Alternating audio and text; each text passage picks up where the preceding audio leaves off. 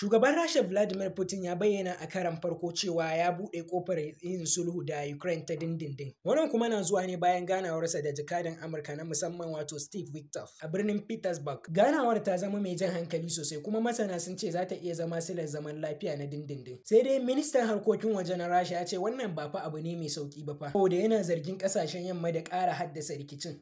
Ukraine kuwa da ƙawayenta na Turai sun nuna damuwarsu saboda suna ganin Rasha tana amfani da maganar tattaunawa ne tana kuma ƙara kai farmaki tana jan lokaci. A ɓangaren Donald Trump kuwa ya zargi shugaban Ukraine Volodymyr Zelensky da tsohon shugaban Amurka wato Joe Biden da haddasa wannan rikicin. Da ya ce mutane miliyoyi sun mutu sanadiyar mutum uku kawai. Na farko Joe Biden, na biyu Zelensky shugaban ƙasan Ukraine, sannan kuma sai Putin shugaban Rasha.